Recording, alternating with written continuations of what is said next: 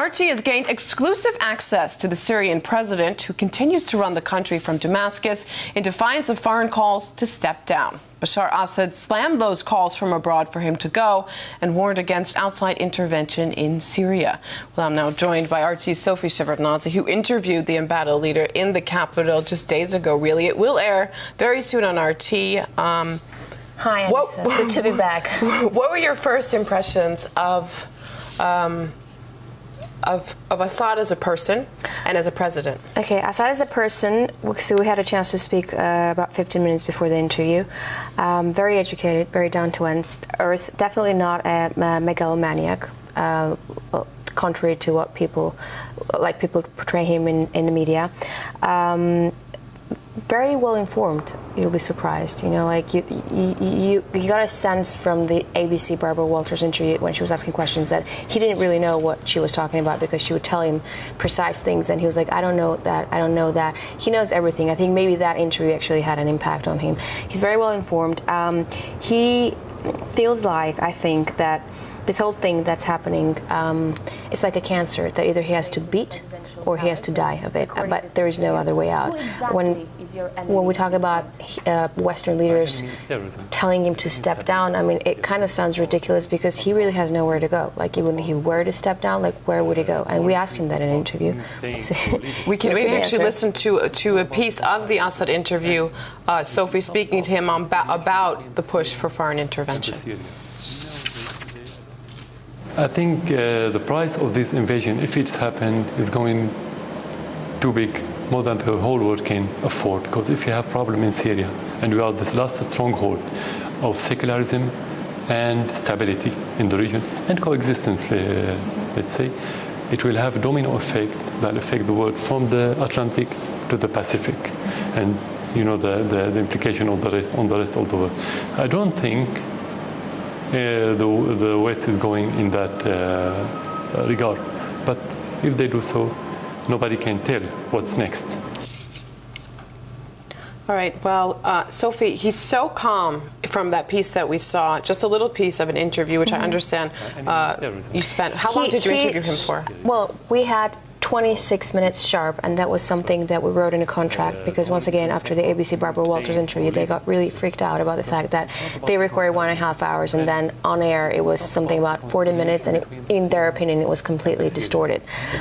So after that, every journalist that goes there, even the German guy who interviewed him a couple of months ago, had to sign this contract that we signed. So it's either we could have had 1 hour with him, but then the press secretary and me, we had to sit down in the Syrian television and edit it, find a compromise of what stays and what goes, or we could have had the exact time of the interview that we would put on air, and then we would sign a contract saying that that would air on RT unedited. So we went for 26 minutes sharp. So we basically recorded as live. Did you feel like you were sitting and speaking to a man who was losing power, losing control of his country? I think he's very well aware that he definitely isn't in a position in which he was like 2 years ago or a year and a half ago. He's not crazy. It seems from the pictures like he's still going about his business. I think it's more about the fact that he knows that he has no choice. He has made a choice of having no choice, and he has no other way than to fight till the end. And I believe it's not about staying in power for him, and I do believe it's not about himself or his family, because his kids still go to public school in Damascus, and his wife is still there. And he told me, you know, I'm a young man, I love sports, I love life. I could have just picked up and left like Ben Ali did, for example, you know. This is now Gaddafi, for example. And the thing that really marked me the most is how much more complicated situation inside Syria is than from what we see in the media, because I talked to people.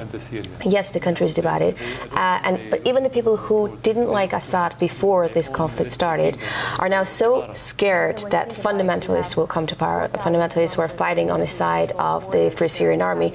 And Syrian people are not about that. I mean, this is like the only secular Arab country that had a lot of different religious groups always living in peace with each other, whether it's Sunni or Shia or Alawite or Alawite or Christians. So they're really scared that if Assad goes, the army will fall apart, and then, you know, you'd have these extremist Muslims coming to them and asking them to basically be just like them. And we actually saw a Twitter for Free Syrian Army, and they had the targets, the people that they want to target to kill. For example, there was this really famous actor that got killed the day we were there, and he got killed because he said that, you know, terrorism isn't going to scare me, and he kissed the Syrian flag. He didn't even say anything about Assad.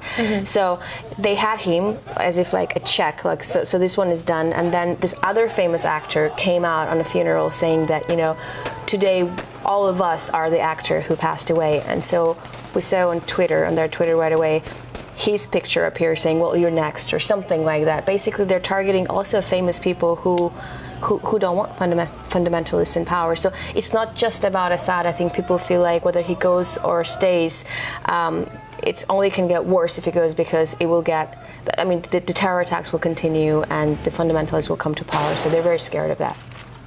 Just briefly, we talked right before you went, Sophie, and you were not exactly thrilled about going, to be honest. I mean, it's a dangerous place. I was very scared. You were scared. Because I'm not a war reporter, and I'm not used to going to just briefly, as a human being in Damascus, a lot of people not reporting from there. What was it like for you to be there? I think when we arrived, that's when the escalation started. Because from what I understand, terrorist attacks in Damascus would take place maybe every 2 weeks, or like 2-3 times. And they're escalating. Yeah, and then we arrived, and every day that we were there for 3.5 days, we had 2 to 3 terrorist attacks. For example, I dared to go into town, walk around the market, talk to people. I even bought an abaya, and it was around 2 o'clock in the afternoon, so you could see all these elementary school kids that flooded those little streets of where the market is, and they were just so beautiful with their like blue shirts, and I was taking pictures of them. And then we went home, and it turns out right at that moment when I was taking photos of those kids, like maybe 10 minutes away from where I was taking pictures, an explosion went on, and 11 kids just like that died.